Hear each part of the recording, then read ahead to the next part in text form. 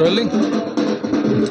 पुष्कर विधानसभा में पहली बार राष्ट्रीय लोकतांत्रिक पार्टी चुनाव लड़ने जा रही है और मेरे साथ इस वक्त मौजूद हैं इस पार्टी के प्रत्याशी अशोक सिंह जी रावत साहब। अशोक जी, आपने नामांकन पत्र दाखिल किया है, किन मुद्दों को लेकर चुनाव में जा रहे हैं? मैं तीर्थराज पुष्कर जी, ब्रह्मा जी की नगरी से ब्रह्मा जी और तीर्थराज जी का आशीर्वाद मुझे मिला है और आरएलपी ने मेरे पे विश्वास करके और सर्व समाज 36 कौम ने जो किसान के बेटे को जो आज हजारों की संख्या में यहाँ आकर के और मेरी नामांकन रैली में जुलूस के रूप में यहाँ आए, निश्चित रूप से पुष्कर की जनता ने मन बना लिया है कि इस बार किसानों की पार्टी आरएलपी से किसान का बेटा अशोक रावत को यहाँ, जो कि मेरी स्कूल भी यहीं की रही है, मैं यहीं पे खेती करता हूँ, मेरे परिवार भी आज पास में ही यहाँ किसान परिवार है, मुझे गाँवों का, गलियों का, यहाँ पुष्कर राज का समस्त मुझे, क्योंकि मैं यहीं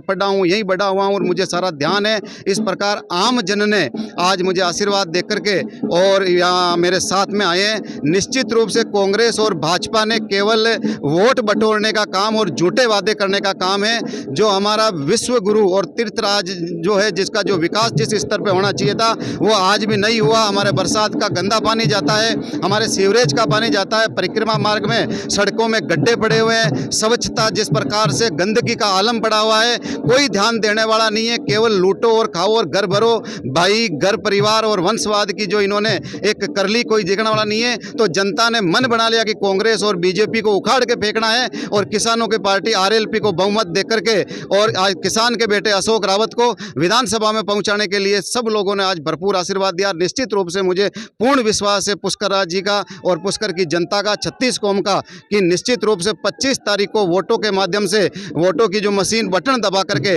और आरएलपी और किसान के बेटे अशोक रावत को पूर्ण समर्थन दे करके और विजयी बनाएंगे। इस प्रकार का मैं पूर्ण विश्वास है। अशोक जी, पिछले 15 सालों से बीजेपी और कांग्रेस दोनों लगातार उन्हीं उम्मीदवारों को रिपीट करती जा रही है, तो इस बारे में क्या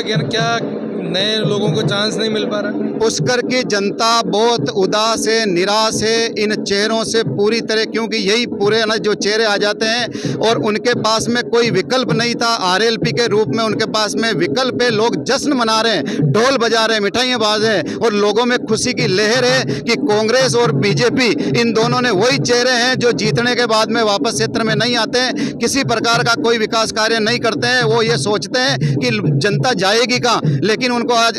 आरएलपी के रूप में विकल्प मिला है और मैं वादा करता हूं कि